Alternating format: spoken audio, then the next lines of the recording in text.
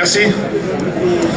D'abord, je voudrais dire que je voudrais remercier quand même l'organisation de cette super belle journée de convergence de lutte organisée par l'UD13 et puis bien évidemment accueillie par la centrale de Gardanne, centrale qui nous est chère à la FNMSEGT tant cette lutte emblématique, elle porte de l'espoir pour un grand nombre, de lutte contre les fermetures d'usines, parce qu'on en a vécu quand même quelques-unes à la FNMSEGT ces dernières années. Vous avez entendu parler de Fessenheim, vous avez entendu parler du Havre, vous avez entendu parler potentiellement de Cordemais. Il y avait les camarades de Cordemais qui étaient là, qui mènent eux aussi une démarche forte avec un projet alternatif à la fermeture. Mais pour l'instant, c'est toujours le point d'interrogation. Je voulais aussi dire qu'aujourd'hui, il y a 600 électriciens et gaziers qui sont aussi réunis à la Reims, dans les Pyrénées, pour la défense de l'avenir du service public de l'hydroélectricité, car vous le savez, depuis un paquet d'années, les concessions hydroélectriques, l'Europe veut les mettre en concurrence et on lutte depuis maintenant une dizaine d'années pour justement éviter cette mise en concurrence. Et jusqu'à présent, on a réussi à les tenir en échec et c'est une belle victoire comme tout ce qu'on a pu mener ces dernières années dans le cadre du maintien du service public et du maintien du statut des industries électriques et gazières. Moi, ce que je retire quand même de cette journée, c'est qu'on a besoin d'établir, et c'est comme ça que ça a été posé, une vraie stratégie de lutte à l'avenir, tous ensemble, de convergence de lutte sur un grand nombre de revendications qui nous sont toutes et tous communes.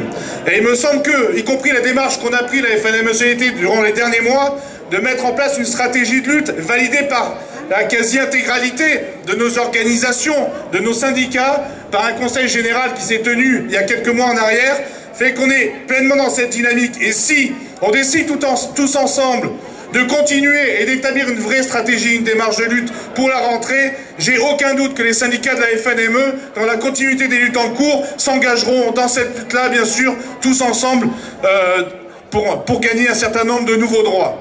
Et l'enseignement que je tire aussi de cette journée, c'est que le changement de société, il passe par la suppression des inégalités, bien évidemment. Parce que c'est ces inégalités contre lesquelles on se bat au quotidien. Et pour combattre les inégalités, il faut qu'on obtienne des droits. Je dis obtenir parce que des droits, il y en avait qui avaient été obtenus, mais ils sont reniés année après année.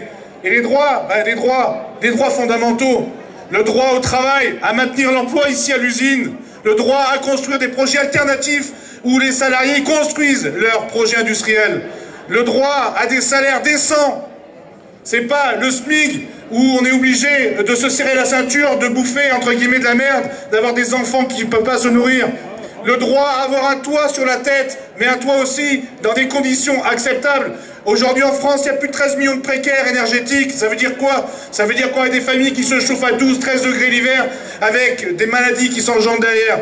Le droit bien évidemment à l'énergie.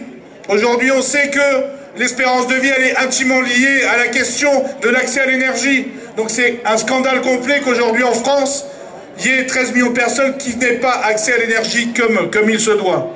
Le droit bien sûr aussi au déplacement, le droit à la formation, et puis aussi bien sûr les droits fondamentaux du droit à l'éducation, et ça a été dit dans la journée, le droit à l'accès à la culture, le droit à l'accès aux vacances, le droit à l'accès aux loisirs, au sport, etc. Mais on pourrait, la liste est longue. Mais il me semble que si on se bat pour ces droits fondamentaux tous ensemble, le cahier revendicatif, il est déjà bien écrit. Donc moi je vous invite, toutes et tous bien évidemment, il y a toute une liste de dates qui ont été posées dans la journée, à vous engager tous ensemble autour de ces dates.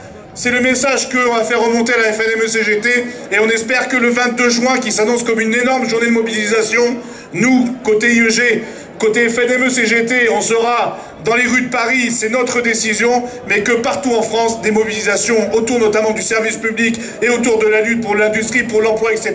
se feront et que ça sera les prémices d'une grande rentrée sociale à partir de septembre. Merci.